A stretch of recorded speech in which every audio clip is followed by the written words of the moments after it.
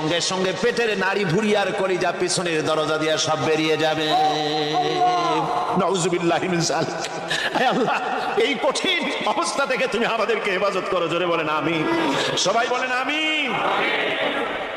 আমার ভাইয়েরা, তামসার ব্যাপার নয়। ও যুবক ভাইয়েরা, শিক্ষিত ভাইয়েরা, তামসা করার ব্যাপার না।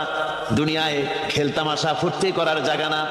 जगह जी लगाने के लिए ये दुनिया नहीं है, ये इबरत की जा है, तमाशा नहीं है। दुनिया उपदेश ग्रहण करार जायगा, खेल तमाशा करार जायगा ना। এই পৃথিবীতে আল্লাহ রাব্বুল আলামিন বলেন, নাফরমানি করলে পরে জাহান্নামে যাবেই, জাহান্নামে যেতে হবে। ওই জাহান্নামীদেরকে কি খেতে দেওয়া হবে? আল্লাহ পাক বলছেন, শোনো, খেতে দেব কি? তুসকা মিন আইনিন আনিয়া, ফুটন্ত গরম পানি তাদেরকে পান করতে দেওয়া হবে। লাইসা লাহুম তুআমুন ইল্লা মিন দারি, কাঁটা যুক্ত ঘাস তাদেরকে খেতে দেওয়া হবে।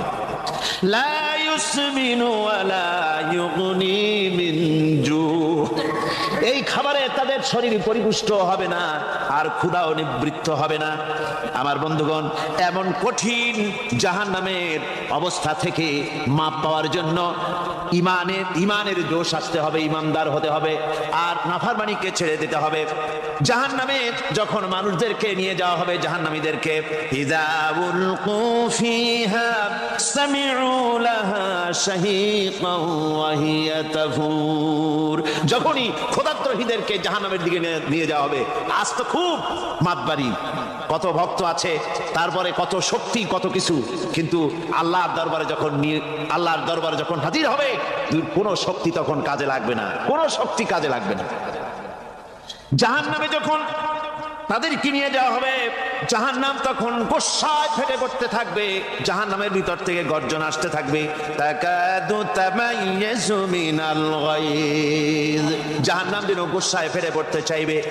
কুল্লামা উলকিয়া ফিহা ফাওজুন সাআলাহুম খাজানাতুহা আলাম ইয়াতিকুম নাদির, জাহান্নামের পরিচালক বলবে, ও আল্লাহর বান্দা, কেন আজ জাহান্নামে আসলি, কেন দোজখে আসলি? আলাম ইয়াতিকুম নাদির, তোর কাছে কি কোনো ভীতি প্রদর্শক কেউ যায় নাই? কোন নবীর কথা কি শোনো নাই? কোরআনের কথা কি শোনো নাই? হাদিসের কথা কি শোনো নাই? জাহান্নামে কেন এলি? এত বড় খারাপ জায়গা কেন আসলি? শোনো নাই কি? কোনো ভয় দেখানো কেউ কি সব সতর্কবাণী শোনায় নাই? বেঈমানেরা বলবে, ক্বালু বালা ক্বাদ জাআনা নাযীর, হ্যাঁ, আমাদের কাছে